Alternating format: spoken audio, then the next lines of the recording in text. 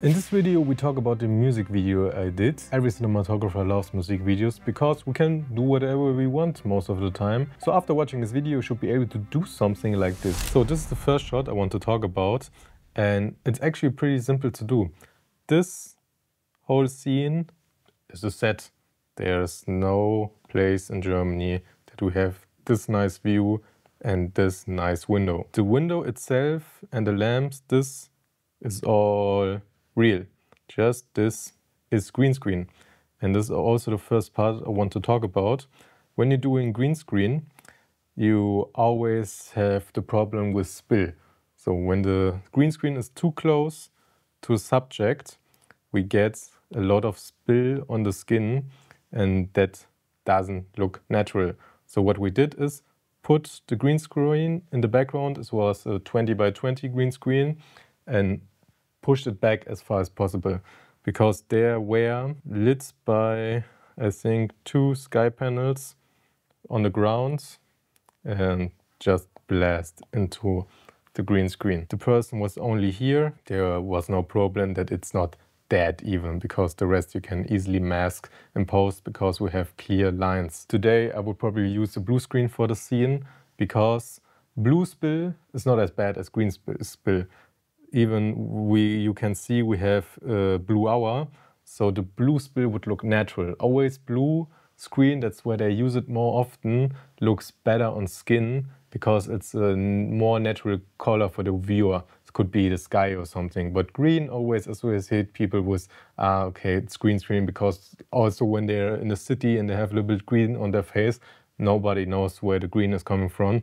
So use blue screen if possible. Next step, what makes the scene so special is these practicals. Always think about points of interest. Most of the time, no situation where you have too many practicals.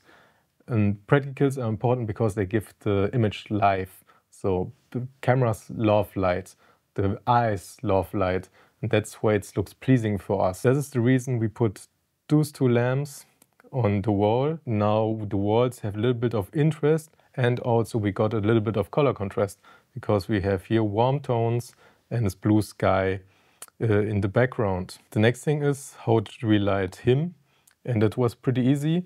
We put dado light. It was actually with a large softbox on 3200 Kelvin with a grid, and that's it for the whole scene.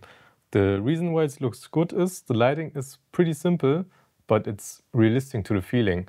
Also, the top light was a little bit front heavy, because we didn't want to have too much light on his back. The reason for that is when his back would also be a lot more illuminated, we lose contrast and depth. Light is only on his hair and shoulders. We get another layer. Actually, we have dark, light, dark, light, dark. So always think about it, how can I make my image more three-dimensional? And this is the reason why on his back itself shouldn't be any light. The next scene we did, and this is also a set. Also somebody built this place and put water in it because we needed electricity somewhere. Here was the studio on the side, so we could work a little bit better and more easy with our equipment. This is a night scene. The night, it's pretty dark. The dream scenario for night scenes is that you can light it so bright that you can lower your ISO. So even though your camera says 800 is the best setting or 1600, the dynamic range of your camera shifts. When you have a higher ISO, you have more latitude in your highlights than your shadows. When you use a lower ISO, you get more latitude in the shadows.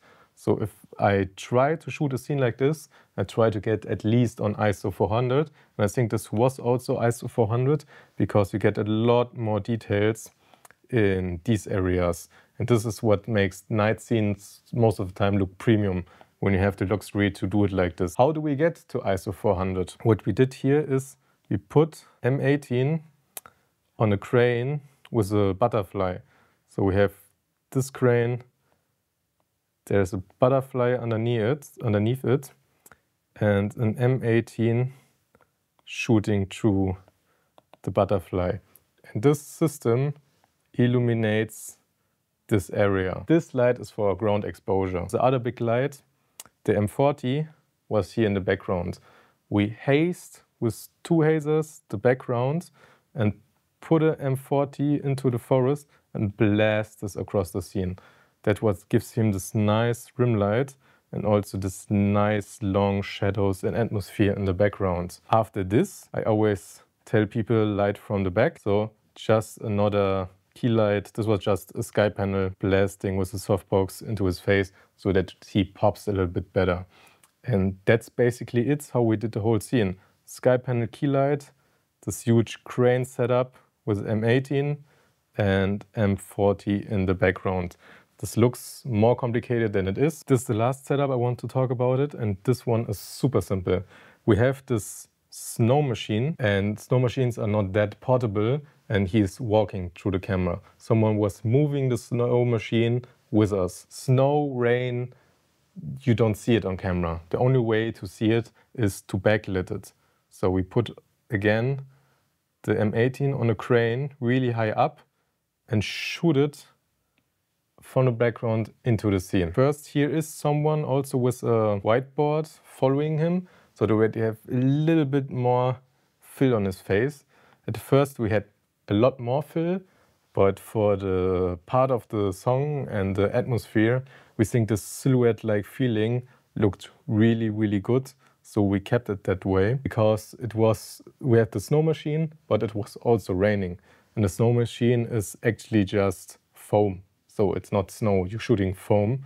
And combination of foam and rain, as you can see, everything here are teardrops, created really cool looking reflections. Here this is a close-up. This was shot on red helium with Atlas anamorphics. You got some real unique flares and atmosphere. I think the hazer was also used, and this was something I never seen with the Atlas before. So if you enjoyed the video, I really would appreciate a subscription from you. My name is Marco Bagnoli and we'll see you next time.